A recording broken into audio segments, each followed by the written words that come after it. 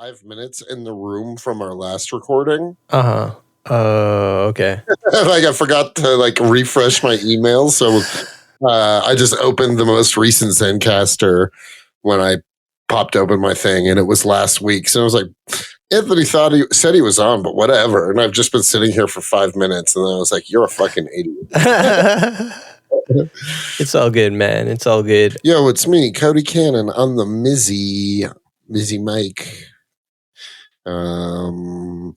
I am tired. I went to Wine and Jazz Festival yesterday. Ooh, tell me about that. Wine and Jazz is one of my favorite events of the year, and this is the first time they've had it post-COVID. Oh, nice. Okay. Yeah, basically it's just like a weekend-long festival where you pay $20 per day. I just went Sunday, and you get to try all of the wine that you get all the wine you want for free, and you can also buy bottles of all the local wineries from the region, and it's just like a really fun time.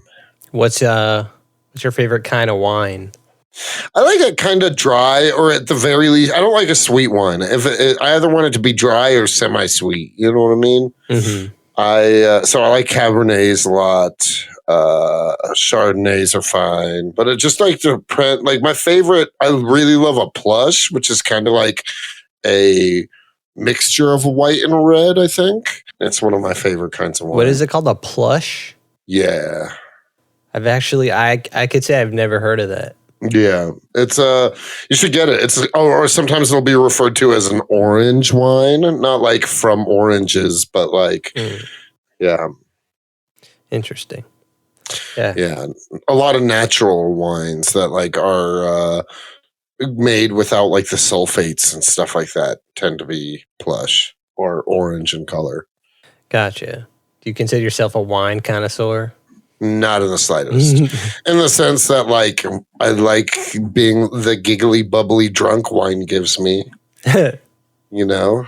Yeah. But I'm not like I don't keep a bottle at the house or anything like that. You know what I mean? I just occasionally like to get wine drunk. Yeah, I do enjoy wine, but like if I drink it, it's gonna give me like reflux. Oh, really? Sucks. Yeah. Yeah, I have a strong constitution, so I don't have to deal with that kind of stuff. Good for you, man. Yeah. So that was my weekend. I ate 100 milligram edible. 100 gram. Jesus Christ. That would be insane. Yeah, you would be dead. Yeah. But no, like about an hour ago. So you're probably crushed. Oh, I'm feeling it right now. Like before we were about to record, I was like feeling really anxious. I'm like, why do I feel anxious about recording? I'm like, oh, not that. It's just because that edible's kicking in.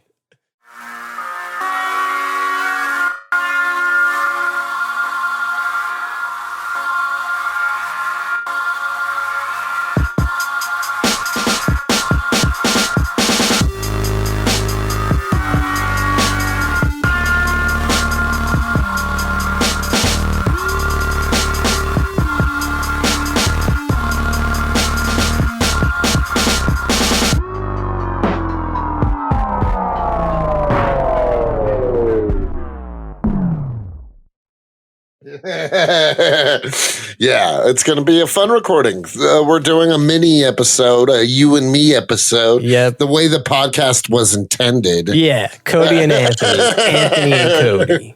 Yeah, fuck Jake. Fuck Jake. So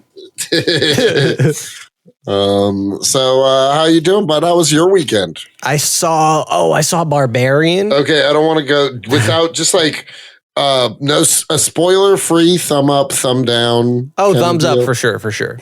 Nice. I recommend it.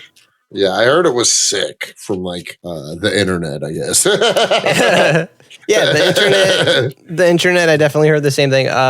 It's good horror. It has a lot of random twists, and like it's almost like the movie feels like two different movies at times, but in a good way, in a way that makes sense. Yeah, for sure. I get that. I liked it though. Definitely see it if you can.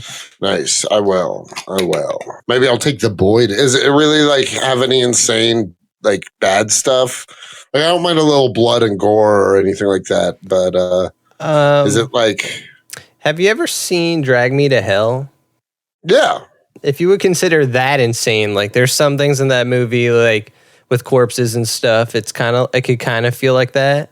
Nice. If you think that's too extreme, then I would say no. I think KO would be fine. I'm trying not to say certain things about the movie because I didn't know any of this stuff would be in the movie. You know what I mean? So yeah, don't say too much, please. I appreciate that. Let's talk about what we came here to talk about, which is Paper Girls. Yeah, Paper Girls, a comic series that I haven't finished. I think I'm on like volume 3 or something like that.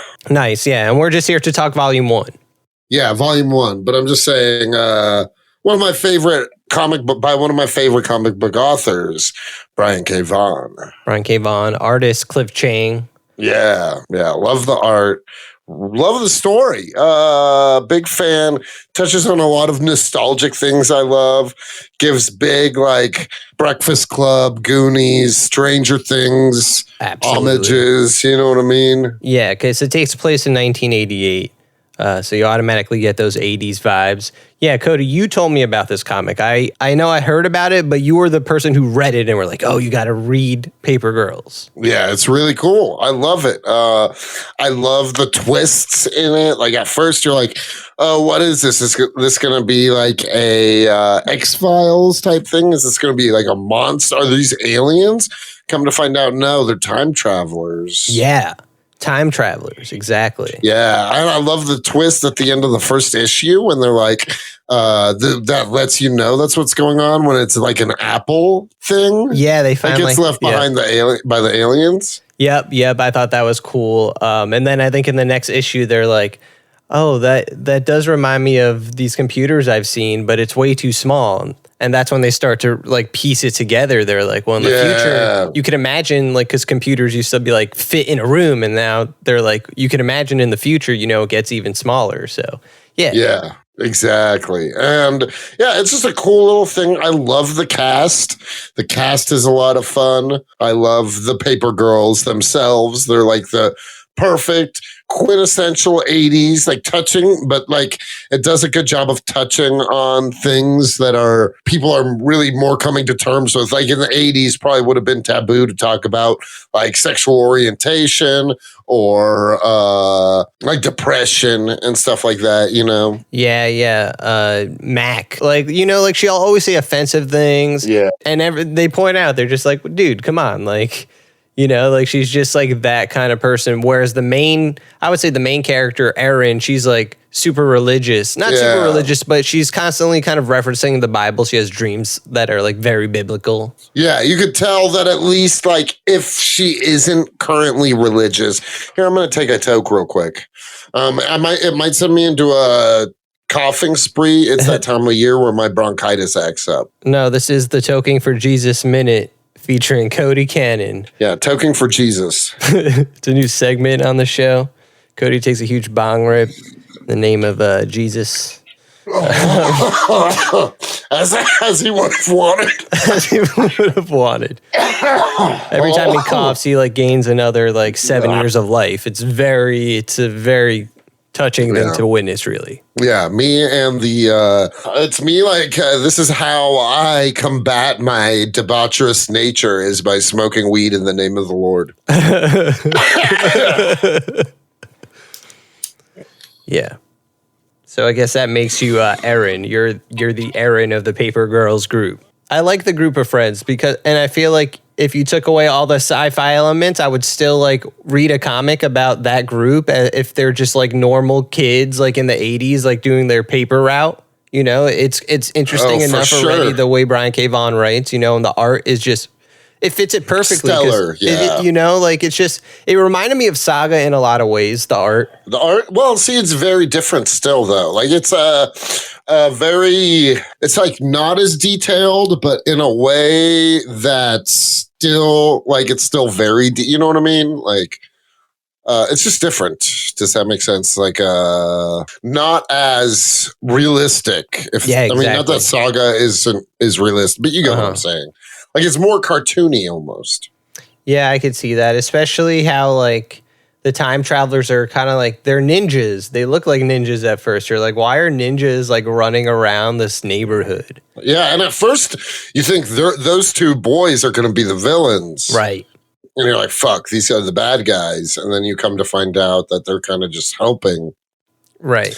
And this is, you don't find out a lot of this stuff in later in the series. So I'm going to try to not blur where the series ends. But yeah, great cast. I love the time travelers, the crazy people flying around dinosaurs. It's just an insane, like off the wall. Like Brian K. Vaughan does this weird thing where like things feel really like grounded and real and human, but then they're also like set in these like fantastic off the wall universes, you know what I mean? Where like it's so silly and unreal. Right. Like what makes the story interesting to me is like, yeah, the time travel elements are really cool. Especially, you know, there's a twist at the end where they wind up in the future. And yes. They're confronting the future Aaron. Yeah. Which is cool. That's like, okay, sign me up for volume 2. Mm-hmm. But even before that, there's all these dramatic things happening. Like just the fact that, so there's that moment where because they're like constantly on the run in this volume. Like they don't know what the fuck's going on. Yeah, so it's like each issue, they're kind of like they're on the run, but being on the run has them interact with like a new character or set of characters. Right. I guess the premise we should do the synopsis. No, they could just figure it out or read the comic, guys. Oh, okay. Support independent. No, I'm just kidding. We should do the synopsis. It's Halloween night. Yeah, Halloween night starts out these group of kids. Well, actually, is it just one at the beginning and then they become a group when they're getting bullied or whatever? It seems like that's basically like what's split happening. Up. Yeah. And like smaller groups. One of them is getting bullied. Is it Mac who saves the day? Yeah, I think it is. Mac's like the one who comes in. She's like smoking a cigarette and shit. Yeah. That's how you know she's cool. Yeah, exactly. Only cool people want to breathe like me every time the weather changes. So then like they bond over this like these like run in with these bullies and they kind of like form a group together. And that's when like they see the aliens and well, they don't see the aliens at first, do they? I think what happens is they find the weird thing in the basement. Yeah. Oh yeah, the spaceship. They find or time machine or whatever. You're not sure what it is at first. Like they do make a observation. They're like, oh, it kind of looks like the space shuttle or like the older space shuttle. Yeah. But it kind of looks alive. Yeah. It's like bio-organic. Like, or is that the right? No. It's like, or site. I don't that know makes what sense. I'm trying to say. Bio-organic, sure. Let's go with that. No, but I'm just saying like it's like machine and living, machine and which flesh. is something you kind of like Cronenberg-esque. Yeah, you see a lot of that in that like that green weird thing they run into in the sewers. Yeah. Exactly like that. That was a cool scene when it wraps it around what's her name's neck and she has like all of those visions or whatever. Yeah. That was intense. Yeah. Is that when she sees her whole life flash before her eyes? Is that when that happens? Tiffany, that's who it is. That's Tiffany. Yeah. Yeah, and it's cool, which I mean, it gets more into this. I don't want to talk too much because it goes more into it in the later volumes. But one thing I like about this book series is these kids are constantly seeing their lives. Like it causes like these crazy sci-fi adventures cause them to like either see their future or see their past in a very analytical way where they have to like come to terms with either who they are, who they've been, or who they're going to become in a really cool way. Sorry, I'm high as hell. You're high as hell on Comics and Chronic? What? Why am I apologizing? But anyway. Could be higher. No. Honestly, I'd like it to hit more weed, but my lungs are hurting, Bubby. Yeah, don't do it. Don't do it. No, but I was going to say, I liked in Tiffany's flashback where she sees her whole life, all she's really seeing is her. She's playing a video game over and over and over. And she's like, oh my God, I wasted so much of my life playing a video game. Which I relate to, man. It was something, same. Dude, in my early 20s, when we first met, I was like a big video game head.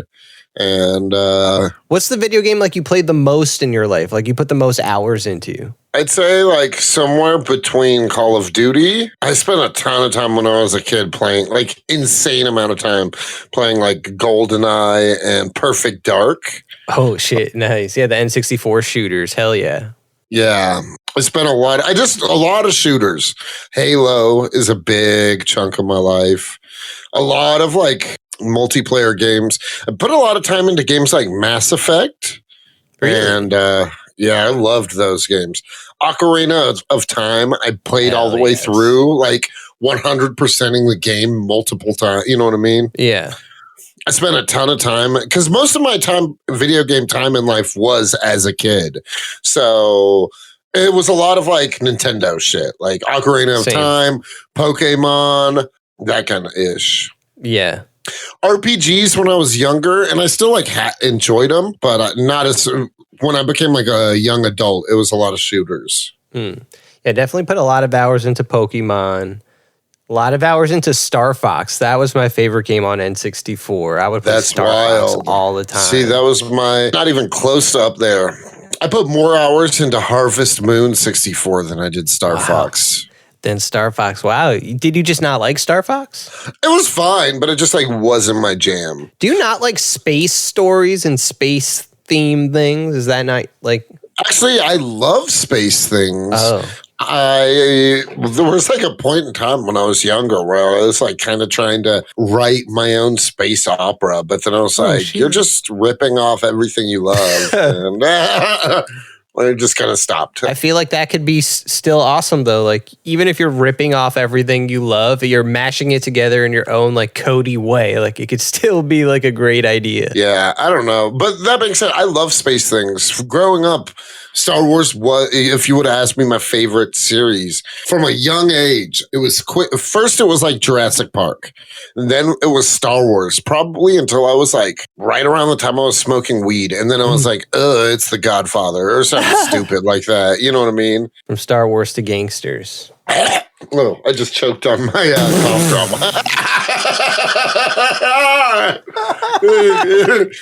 The first ever gagging on Comics and Chronic. I have to keep that in. Oh, that's funny. Oh, man. But yeah, so... But anyway, I loved... but space and science fiction is actually one of my favorite genres. I think I'm just like critical of it right now because it sucks. Did you see like, Dune? Dune was really cool. I liked Dune a lot. I love Dune so much. Yeah, when I say it sucks, I'm mostly talking about Star Wars. Oh, yeah, Star Wars.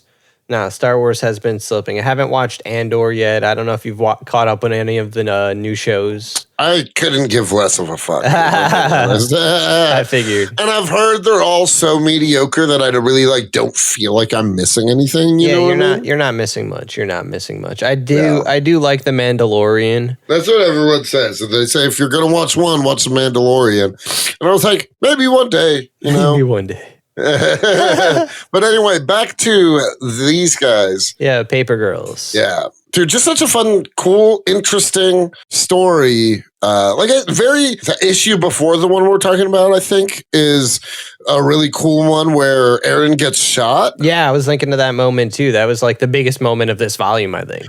I agree. Yeah, it was like a real... Yeah, because, I mean, does she die? No, she doesn't. They take her to the future or whatever.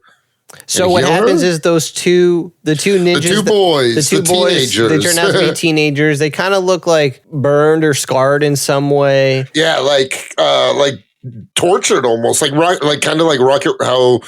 A human version of Rocket Raccoon. Like cyborg-ish. You know what I mean? Like, yeah. Yeah, exactly. Cyborg. Exactly. And they help Eren, but they need to put her in the same thing they found in the basement in the beginning of the volume. And it turns out it's the same one. Like it actually, they kind of need to go back in time or something, however it fucking works. And that's how they heal her with the machine. Like it's weird. Like they put like weird bugs on her, but they're not really bugs. They're like robots or something. Yeah, it's crazy. But they heal her. That's when, because up until that point, you still don't really trust the boys. Right. You're not really sure who's on whose side. Yeah, everybody, the only people you really care about, and I say in the sense that like they're the heroes, are the girls. Right. Because there's also those characters, like you mentioned before, they ride the dinosaurs and they kind of are cyborg-esque, but they kind of look like they have better equipment. Yeah, and so like you kind of think that you're like maybe they're the good guys, but then that one dude like zaps those 2 kids on the football field. Yeah, and you're like, fuck. Yeah. Can't trust those guys. No, and then there's the old man who looks like a sci-fi Jerry Garcia. Yeah. And he's wearing like a t-shirt. I forget which band's on the t-shirt. But you see someone else in a Guns N' Roses t-shirt at one point in the comic. Yeah. And they don't really respond to anybody. They're just kind of silently standing there in a mask. Yeah. The girls think it's someone from their school, but like now I'm doubting that it is. Yeah, exactly. Yeah, it's just there's a lot of cool stuff happening right now in just entertainment mediums where knowing what we know now, they do like a nostalgic show and like throw, like, I don't know. It's just a cool comic. And everybody should check it out. No, I get what you're saying. Like it does incorporate things that you've seen in other media. Like you were saying Stranger Things and stuff like that. But like, even talking about it just now, I'm like, duh, it's like Back to the Future 2, or Back to the Future, like the way he goes back in time and can like manipulate events from like the earlier part of another movie, like it's just like that. Like things happen and then it affects, or even like in Bill and Ted, the same kind of thing happens. Exactly. Yeah, very much those. But it's awesome because it's from the perspective of a bunch of teenage girls. Yeah. Sassy 80s teenage girls. Yeah, the characters are interesting. They all have unique personalities and there's the show on Amazon. I haven't gotten a chance to check it out yet. Me either, but I hope it's good. Yeah, I haven't heard anything about it. It's definitely not being mentioned in the slightest. Right, exactly. Good or bad. So I don't know what that means. Like, that's not necessarily a good thing if no one's talking about it. Like, no one's saying it's good or bad. If no one has ever seen it. Have any commies? Have any of you seen the show? Yeah. And should we watch it? Yeah, let us know. If you guide us down the wrong path, I'll murder you. I don't mean that. I don't mean it. But I will be sad. Yeah. Who are your favorite characters? I definitely like Erin. She's definitely like, She's the main girl. She's the hero. Mac's abrasive. I don't like Mac so much. I like Mac because Mac is the Jake of Paper Girls. I was thinking that, Then there's I think her name's like KJ or something, and KJ just has like, what does she carry? She carries like a weapon on her. Yeah. She like fucks shit up.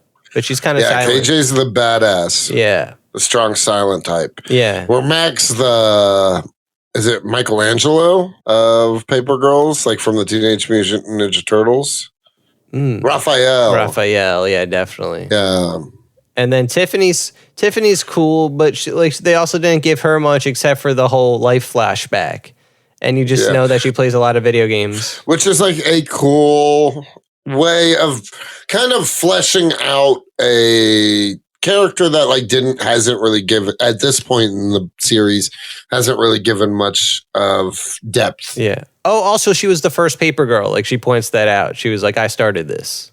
Yeah, it's true. But yeah, that besides all that, not much happens in the first volume. It's like very like small things building up to like reveals, and then I'm sure it gets crazier and crazier as the series goes on. Have you only read the first volume? Yeah, so just the first 5 issues. Oh, damn. See, yeah, I've like read the first 2 or 3 volumes. Yeah. I mean, I definitely, I want to check out more of this series. I would recommend it to anybody. Brian K. Vaughan fans. It's just especially, good. Yeah. It's a quick read. Yeah, it's a quick read, really quick, really interesting. Like Anthony says, the first volume is definitely just kind of like for setting up. Yeah. It's definitely like, it's not like series like Saga even though it's setting up, a lot happens. You know what I mean?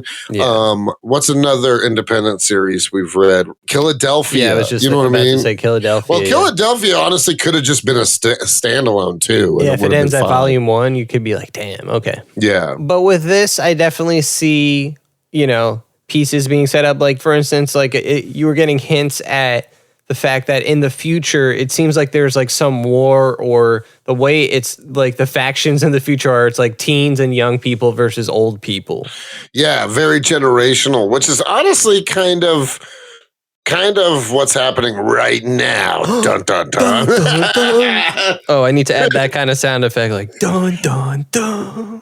Yeah. Yeah. So Brian K. Vaughan thinking, doing his standard thing of like really touching on modern things with fantasy stories, Yeah, exactly. So then I'm going to ask, how many Joe Peasies? JP. Oh, Joe Peasies. Honestly, I'm not going to give it 6. Yeah, I don't think I'll give it 6 either. Big fan of the series. I think it's awesome. I think it's fun. I like it. I think I want to get I saw recently that they just have like a Paper Girls The Complete Saga. Ooh, I need to get that then. Yeah. And it's like all 30 issues in one compendium. Nice. And yeah, so I'm thinking about getting that. But that being said, I feel like I would honestly probably give it a higher ranking, like maybe even consider giving it a 6 or at least a higher ranking once you get more fleshed out. Because this was really cool and I liked it. But It's just not like it's no Mortal Kombat, that's for sure. No, it's no Mortal Kombat. The blessed Mortal Kombat. Mortal Kombat always, you must remember, gets the perfect score, 6 out of 6. 6 out of 6. Yeah. I'm going to give it an even 5, or even an even 5. Nice. Okay. 5. Yeah. Yeah. There's nothing like wrong with it. It's just, it's not the first comic I'm going to pick up off the shelf to read, but I'm glad I read it. It was a cool read. I want to read more, so that's always a good thing in a comic series, like I want to pick up the next volume. But yeah, like Cody said, it's no Mortal Kombat. It's not getting a perfect score. 5, I don't even think I would give it a 5. I'm gonna say 4. I'll say 4.5. Nice. That's fair. That's just more like less about the quality of it and more about like, I don't know, there's just other comics I'd rather read. Yeah. It's just like not your favorite comic. Yeah. I would say it's not Brian K. Vaughan's best comic. That being definitely said, not. It's a great comic. Yeah, for sure. And the fact that you could get you just said the compendium all together and it's like 30 issues, I feel like that's a great recommend. Like I'd buy the compendium based off of this volume. Yeah. And I think I'm going to do that just so I can get through it. You know what I mean? We should maybe revisit or do this show or something with Jake down the road. Yeah, for sure. I mean, if we decide, Jake should come back on the show, then I think that's a great idea. Yeah, if Jake is not at the bottom of the Hudson River, then that's a great idea. We should definitely. So, yeah, if you see Jake, please call this number.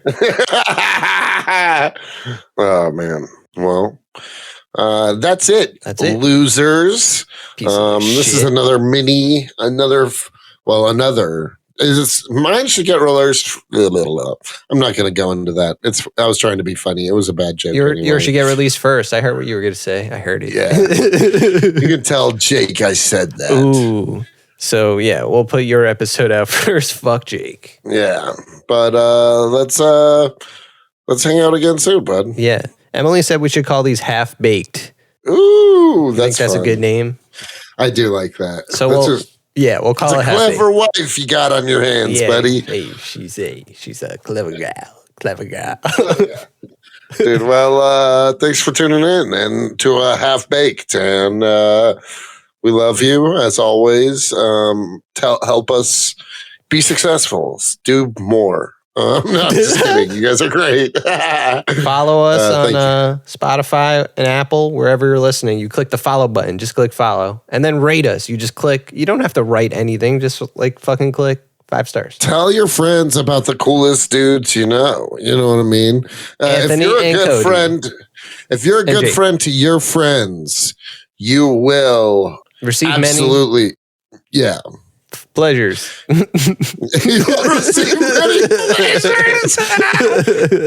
Hi, you're listening to Comics and Chronic, and I'm Jake FH. I'm Cody Cannon. And I'm Anthony Iannaccio. And you can tune in every Thursday to hear new episodes of Comics and Chronic. And make sure to follow us on Instagram and Twitter at Comics N Chronic. That's comics, the letter N, Chronic. We'll see you guys next week. Woo! Peace.